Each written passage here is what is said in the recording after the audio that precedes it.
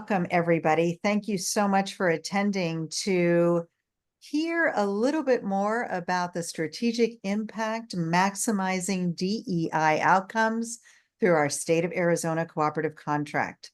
I'm Dr. Maria Church, and I welcome you to this webinar today.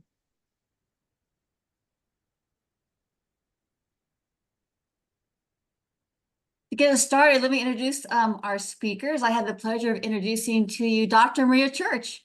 She is our CEO of Dr. Maria Church International, LLC. That's our formal name. Many of you know us probably by Government Leadership Solutions, which is our division. That's the name that we provide our services to. I like to boast on Maria because she's too humble to, but she is the best-selling author of Love-Based Leadership, the model for leading with strength, grace, and authenticity, and a course in leadership. And I think she has another book slated for next year. I'm giving you that exciting update. Our company and Dr. Maria brings over 25 years of working with Fortune 500, local government, nonprofits, and academia. We are members, Dr. Church is members of various groups out there, but we highlight ICMA and ACMA. She's a frequent speaker at the national and state levels for these affiliations. And GLS, we love working with governments. Dr. Church's niche is local government for over 10 years. She is providing DEI consulting and training, strategic planning, organizational culture, and leadership training and development. Thank you so much, Laura. And I'm delighted to introduce you to my co-host today, Laura Jestings. She is our Senior Proposal Manager. Laura has over 20 years of procurement experience in the public sector, and we're just so happy to have all of Laura's brilliance and experience and expertise on our GLS team. Most recently, before she came to us, she served as the Deputy Director for Procurement for a very large Arizona municipality. She's involved still today with the locally and national NIGP, the Institute for Public Procurement. And 3 years she's been with us as our proposal manager for Government Leadership Solutions. So Laura is everything about proposals and contracts, and just a great resource for all of us. And we hope that she also will be a great resource for all of you today. Thank you, Maria. So our agenda in our 50 minutes together here today with you is we want to introduce our company to you. Some of you I see attending today do know us, and some of you we've not yet had the pleasure to meet. So it will be an extreme joy and pleasure to spend this time with you today. We want to talk a little bit about our DEIA differentiators. We approach DEIA a little bit differently than some other folks out there. So we would love to be able, again, as we introduce ourselves to you, to talk about what makes us a little bit different in this space. I'd love to introduce our DEIA team to you as well. And then Laura's really going to take a deep dive into cooperative contracting, really as strategic sourcing, and as a great resource for you. We'll share our suite of DEIA services that are offered under the State of Arizona contract and how to use the GLS State of Arizona contract. Then, after all that information that we're going to share with you in this webinar today, we do want to open it up for any questions and answers that you might have along the way. So please make sure you jot those down. Also, if you do have any questions, and you certainly feel free to ask it at any point in time under the Q&A button that you'll notice at the bottom of your screen. So it's Q&A. It's like a little speaking rectangle there with a question in the middle is what the icon looks like. So please feel free to post your questions in there. We have with us today Stephanie, who is part of our Government Leadership Solutions team. Stephanie's running the back end of the webinar for us today. There's her smiling face. Hi, Stephanie.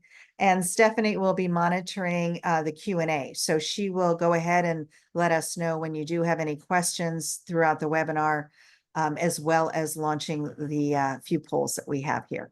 So with that, Laura, let's get started. What you'll see on the left here is actually something we do with a lot of our clients, and we did do it for ourselves as well. And This is our culture map, our North Star, so to speak. This, we refer to it as our DNA. I mean, that's how ingrained and that's how important these aspects of our organizational culture are. As you can see very clearly, our why is transforming the world, one local government at a time. And so we take this very seriously. It's a big why. And we approach that big why with big hearts and big experience and big expertise. It's that important to us. It's what gets us out of bed every day and jazzed and excited to do the work that we do. Our POV, our point of view, really is how we do our why. And we leverage the ideology of appreciative inquiry, which is looking at what's working really well and how can we leverage it? And then how can we get even better? We pride ourselves on unrivaled listening. We know that's how we learn, and we know that listening is such an important part of our communication. Again, it's part of our DNA. We love to approach every engagement, every conversation with open-mindedness, because that's how we grow, that's how we expand, and that's how we remain in a place of possibility thinking. And we do like to refer to ourselves as possibility thinkers. Our non-negotiable values are listed there: quality obsessed, unabashed customer service, fearless authenticity. We love to just show up and be authentic. And love is a major value of ours. Love for the work that we do, love for our clients, and certainly love for the team that we work with, that we're blessed to work with every day.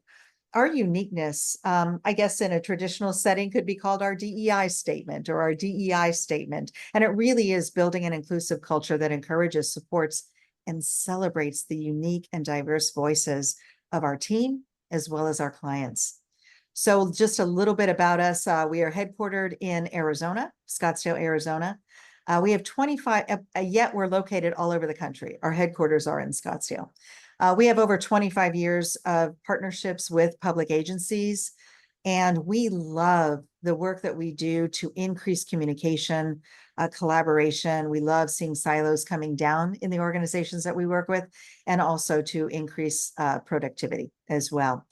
Our main areas of focus: we develop workplace cultures that increase engagement, performance, agility, and attract and retain the desired employee talent that we're all looking for.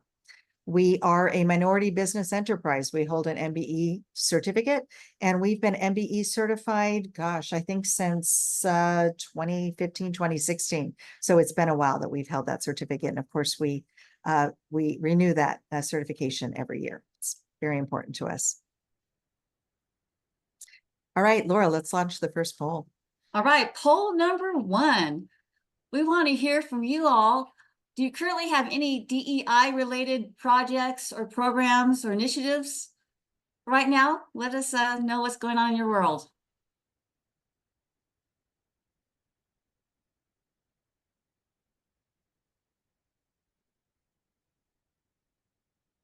Okay, let's do just another second or two here.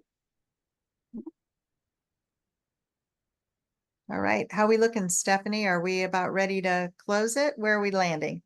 We have a tie. We have 50% that says yes and another 50% that says unsure. Oh, okay, great. Well, then it looks like 100% of you are in the right place. Beautiful. All right. Thank you, Stephanie. So I promised to share with you why we're different, perhaps than some of the other DEI programs or consultants or firms that you may have worked with. First and foremost, I wrote the book on leading with love, and that's how we do it. We lead with love.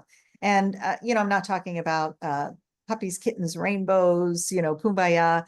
I'm really talking about the opposite of fear. Leading with love is really looking to value, honor, respect those with whom we work, and really to turn away from fear. So it is love versus fear is the way we lead. We approach any engagement that we do, and most especially any DEIA engagement, holistically. We see that really just segmenting it and compartmentalizing DEI from our everyday practice, whether it's leadership, whether it's organizational culture, I think does us an injustice. And so we approach this from a very holistic perspective. One of the things that we do with our clients is we co-create what the solutions look like together. Yes, we have experience. Yes, we have expertise. Yes, we have credentials. However, no one knows your organization like you do. And we want to tap into your knowledge, your experience, your expertise as well.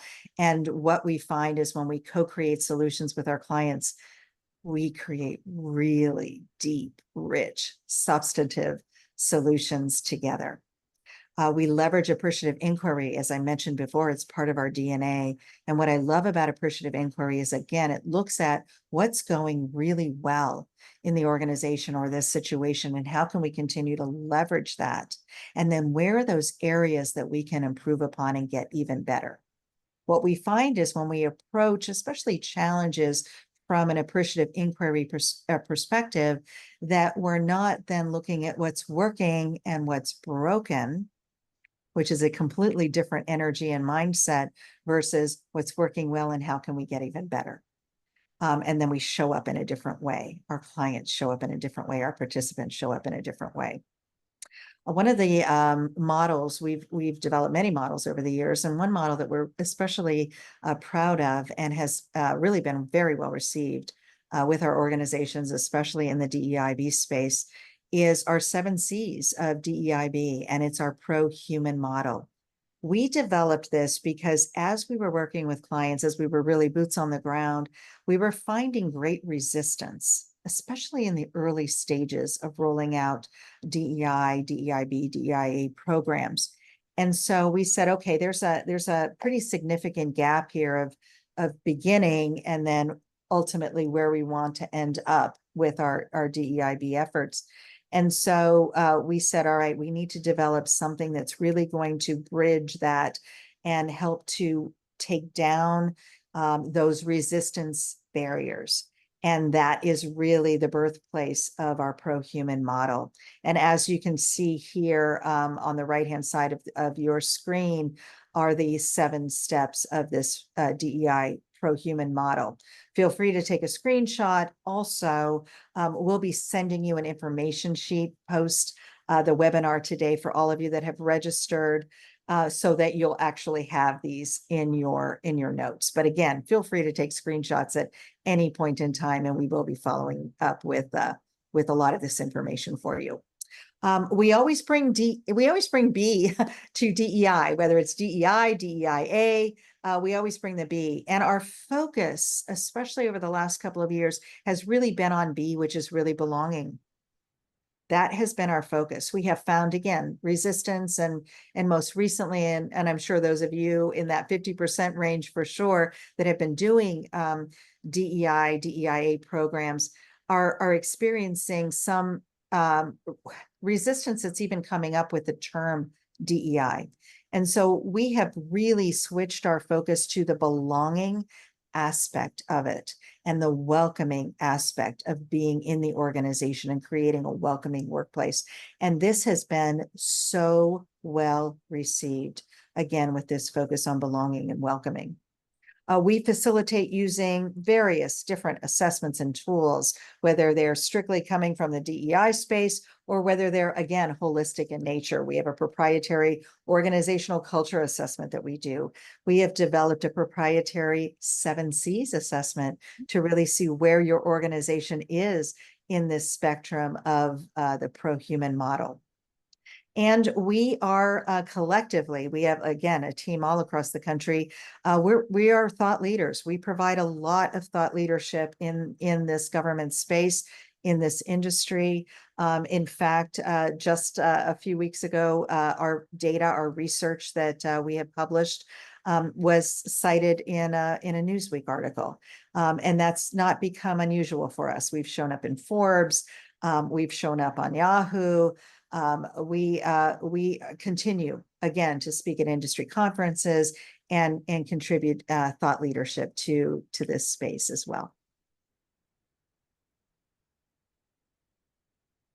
So this is just a snapshot of some of our most recent clients that we have provided DEI DEIB, DEIA services for.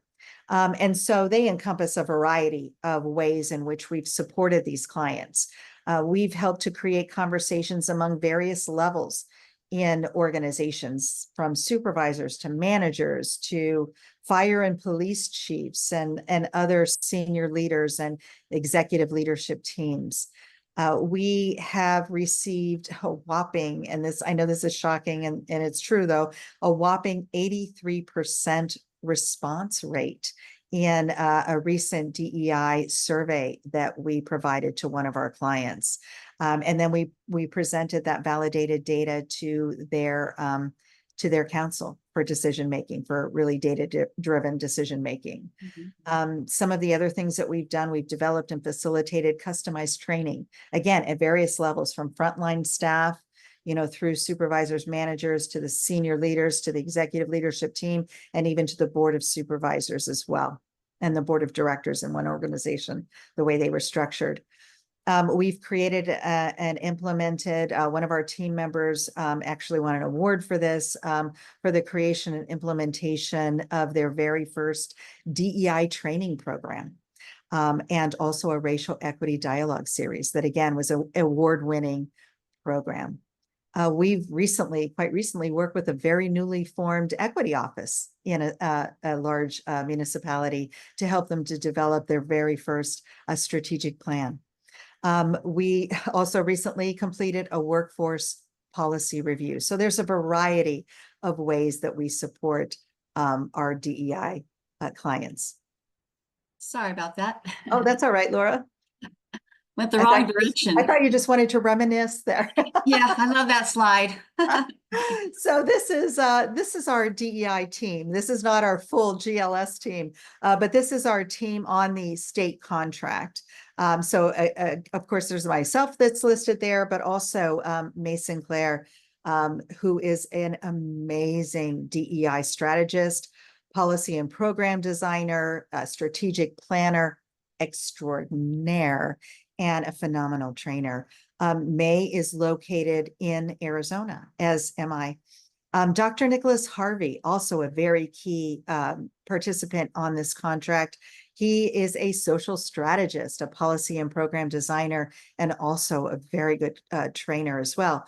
Dr. Nicholas is located in Atlanta, Georgia.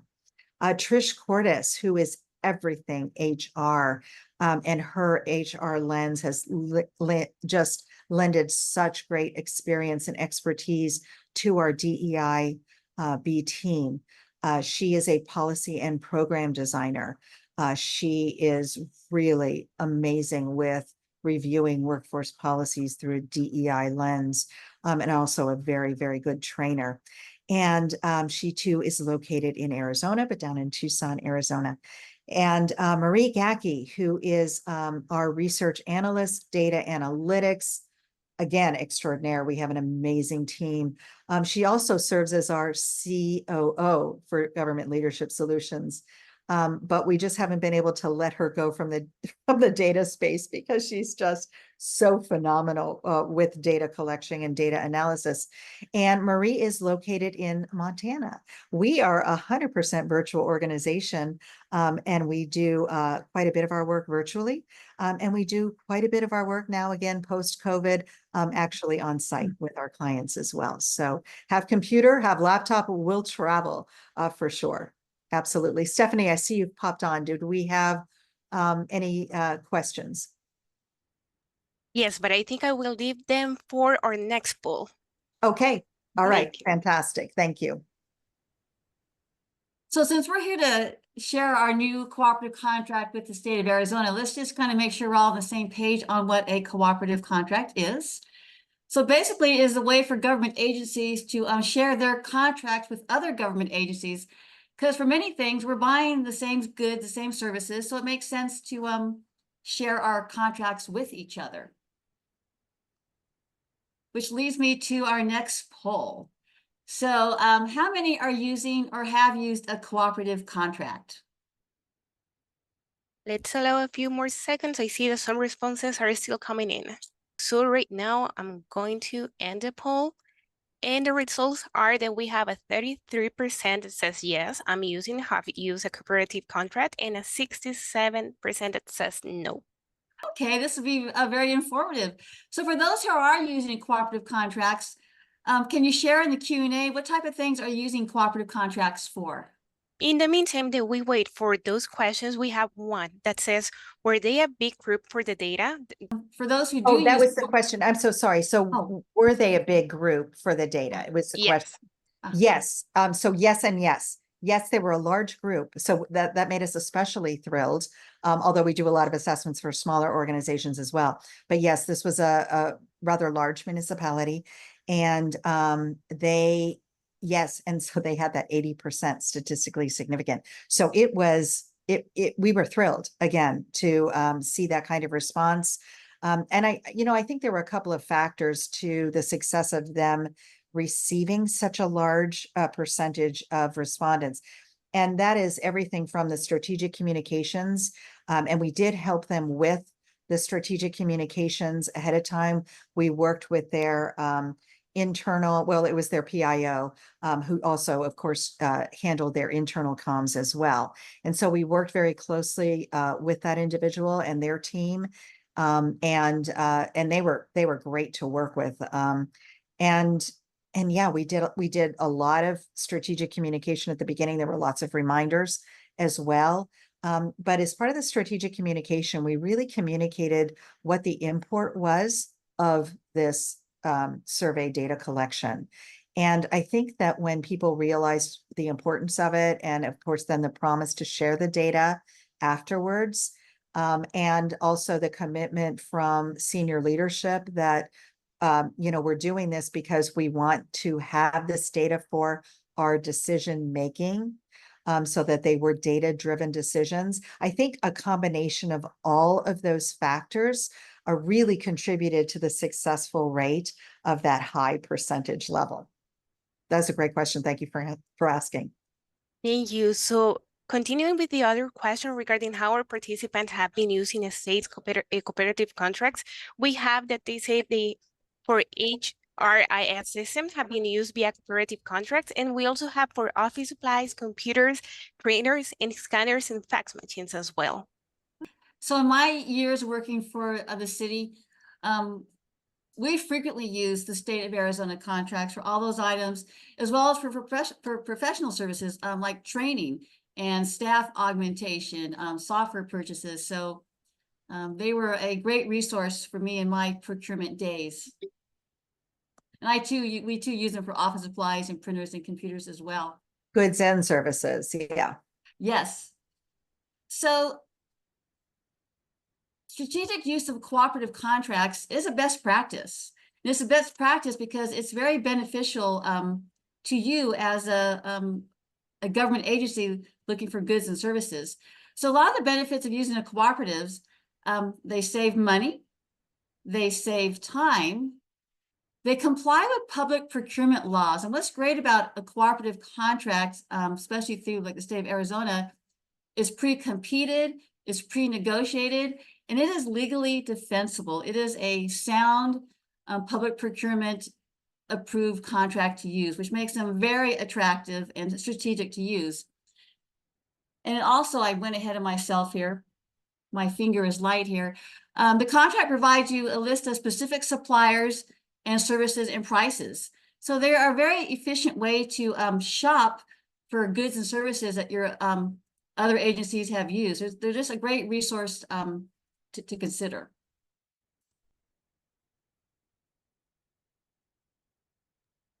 So I'll start. Oh, go ahead. yeah, go ahead, Laura. I'll start it, but I want you to finish it. So Okay. I was excited by this contract because all these boxes here, which Dr. Maria will probably elaborate on, is everything verbatim that we presented and were awarded under this contract. It is like our full DEIA suite.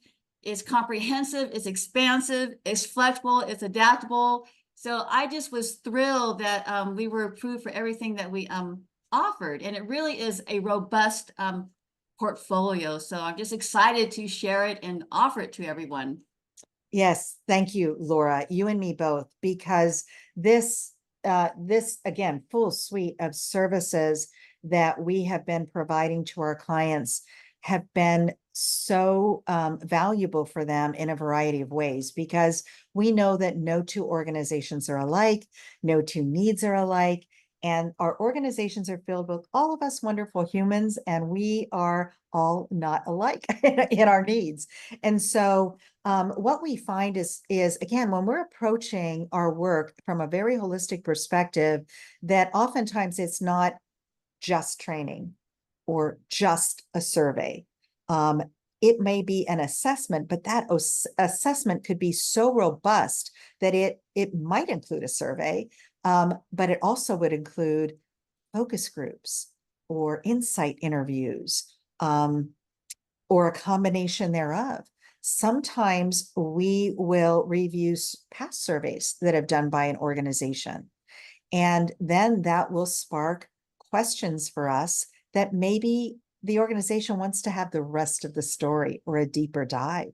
So we might use someone else's data that was collected, but go deeper. And then we would do interviews or focus groups or a combination thereof to paint the rest of the story. Other times they might say, we want a customized survey, and we have an idea of some of the information we want, but we want to hear from our team members, from our employees, what kind of information do they really want to have? And so then we would do the reverse. We might do focus groups and interviews first to inform the survey questions. So again, no two engagements are alike, because we really want to fully understand, first of all, understand what is it that the client wants? What does the end state look like? And then we do, as I mentioned earlier, we co-create what the movement toward those solutions will look like. So we co-create what that engagement looks like. So oftentimes it could very well include DEI consulting. And under that consulting umbrella, we have done, again, like I mentioned earlier, workforce policy reviews. It's so helpful to have a fresh set of eyes, somebody who is not in the forest trying to look at the trees, right? Because we can never really see when our nose is up against the bark. So to have those outside experts, those outside consultants come in and look, how is your languaging around your workforce policies? Are they equitable? And so so many things can happen under the consulting umbrella. And again, I've spoken to the analysis. We have an extraordinary data analyst, and her team just really can create such a beautiful story from the data and really understand from a data perspective more about the organization. When we couple that with interviews and focus groups, you're getting both qualitative and quantitative data. We also do coaching programs, again, to really help people where they're at today get to where they want to go tomorrow, especially through that DEI lens. We have a myriad of workshops that we've developed. Many of those workshops developed because of a customized need based on a client. And I believe on the next slide, we've got just a few of those workshops, the most popular workshops in the DEIA space, that I'll share with you in just a moment. Again, I mentioned focus groups. We have a proprietary organizational culture assessment based on the theoretical model of love-based leadership. And again, this looks at a spectrum in your organization of where you are at in the various layers of your organizational culture on a spectrum of love to fear. And we want to see, of course, that your organization is scoring closer to the love side than the fear side, because fear, as we all know, is the #1 killer of innovation. And so we want to make sure that our organizations are continuing to thrive and grow and learn and innovate.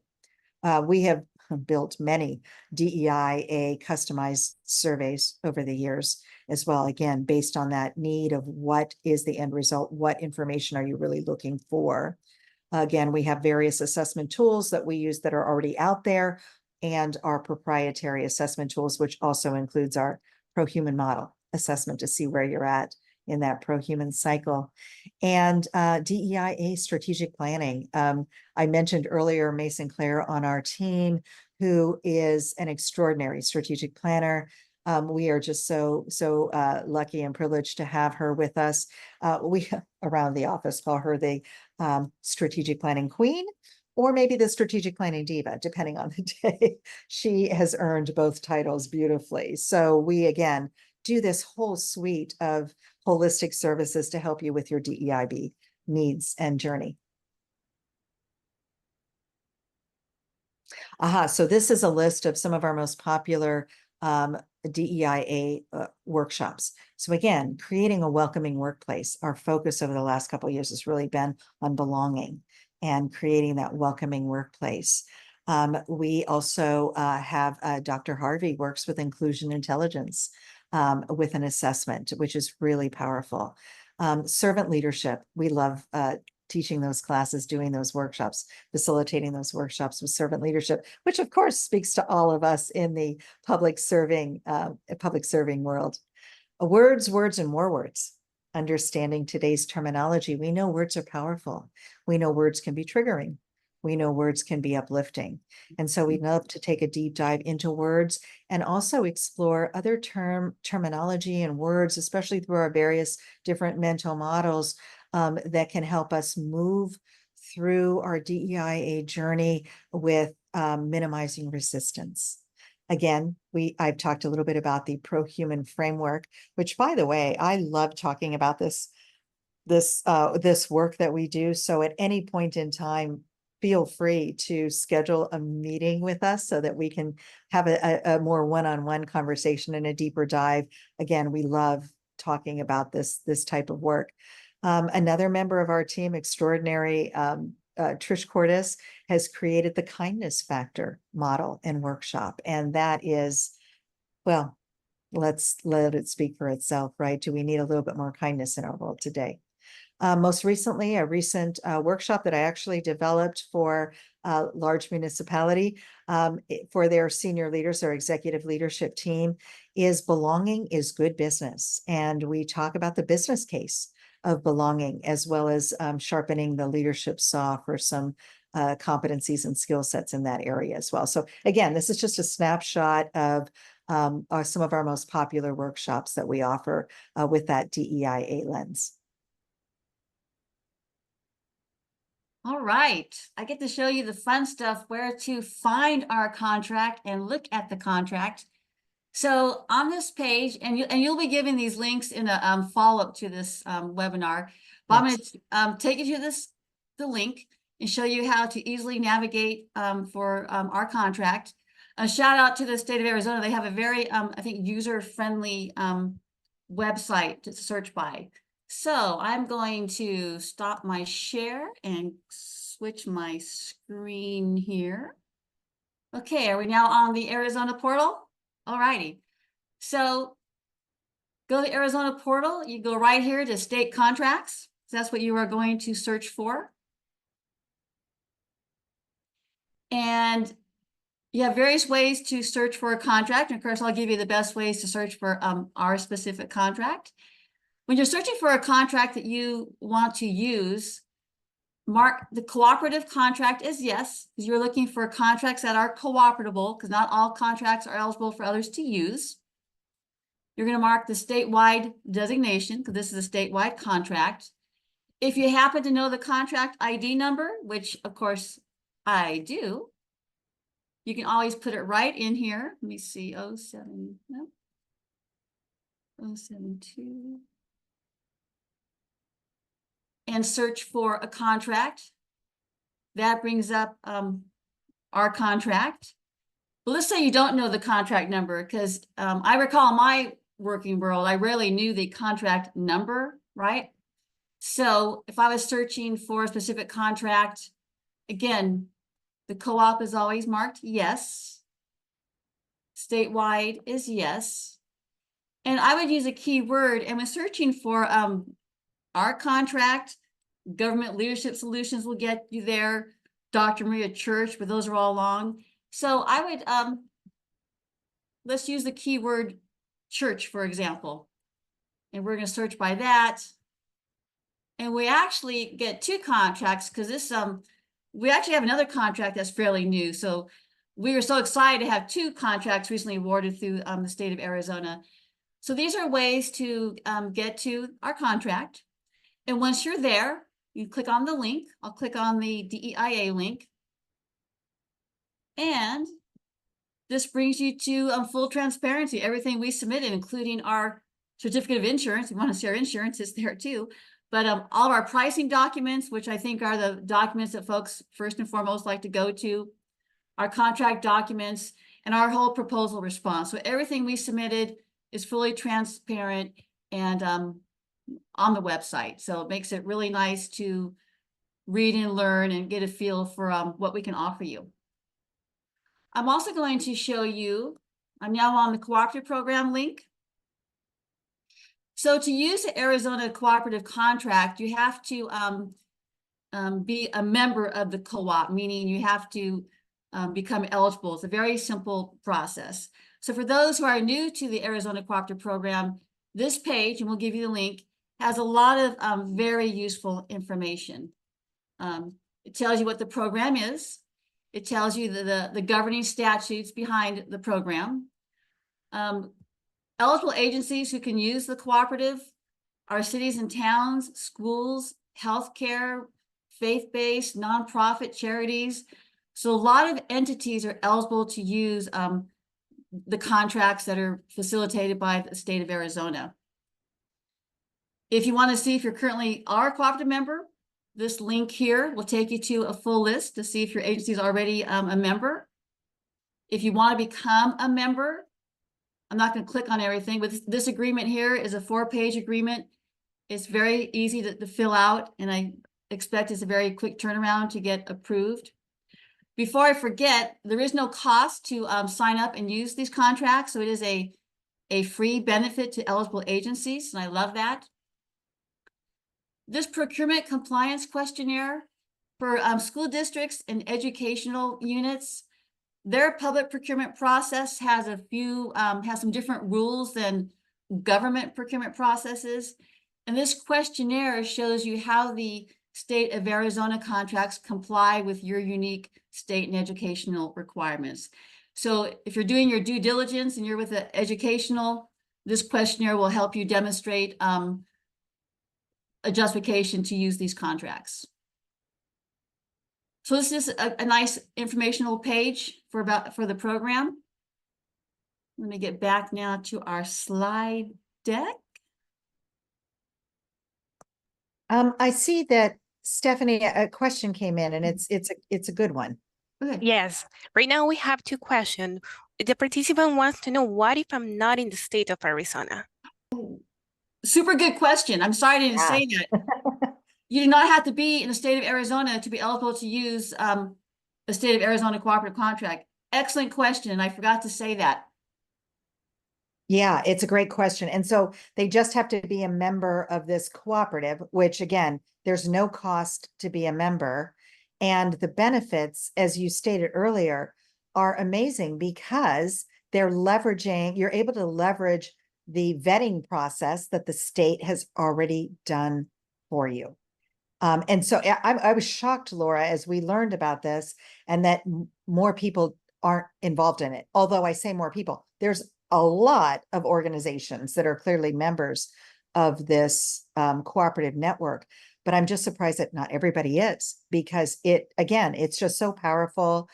Even if you're from a large organization that does have a full procurement team, this is still great because it's efficient, it's cost effective, it's cost efficient when the state has already done all of the required vetting for public agencies. So yeah, I was really surprised that more people are not, like, everybody's not involved in this.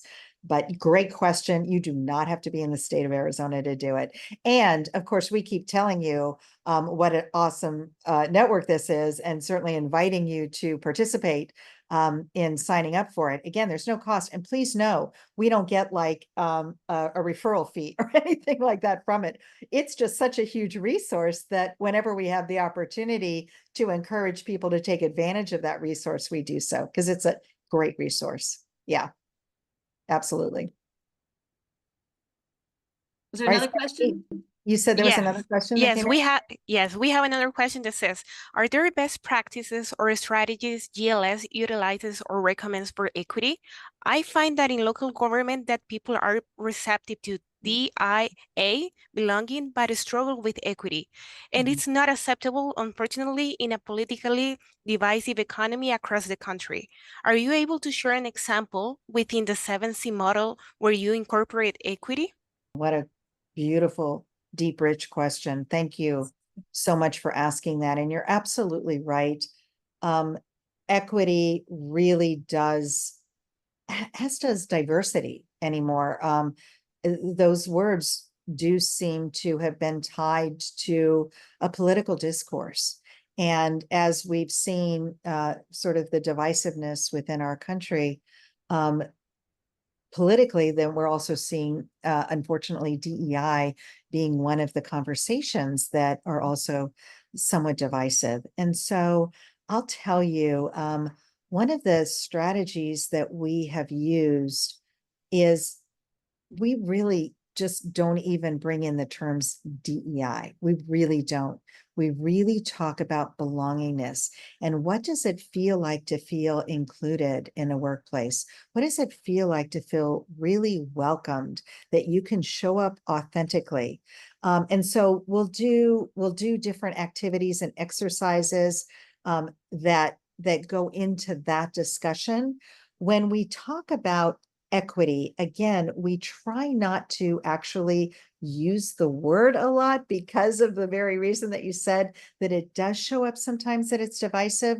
When we do the 7Cs pro-human model, we are really talking about those 7Cs. And in the examples that we give, and Laura, can you go back just to that model momentarily so I can give a real life example, I think is what they were asking for with the 7Cs model around equity. And I would love to be able to make this Okay. real for you and not just theoretical. You So got mine. just zoom I'm back. getting How there are we? going. And we're doing good for time. Great, Oh, good. great, great, great. Here we go. Ah, there it is. Thank you.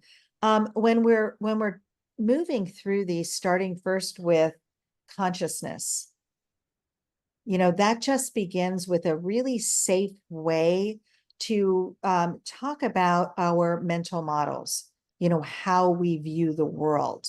And so knowing that I view the world very different from what Laura views the world, yet we might still have some similar values. We might have some similar demographics. We might have some similar life experiences. Our mental models are so unique to each one of us.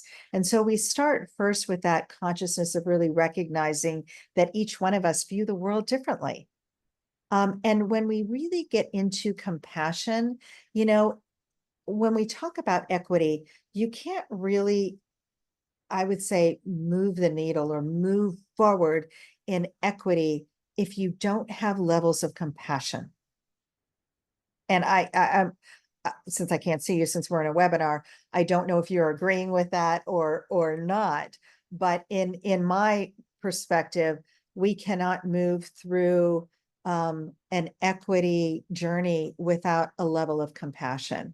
And so, as you can see already, consciousness and compassion are really building blocks to get us to an equity conversation. The 7Cs model is really designed to be that pre-DEI work to really help bring that barrier down so that we can now talk about really what does diversity mean in your organization? What does diversity look like beyond our race and ethnicity, beyond our gender, beyond our age, beyond our sexual preference? Let's look at diversity from a holistic perspective.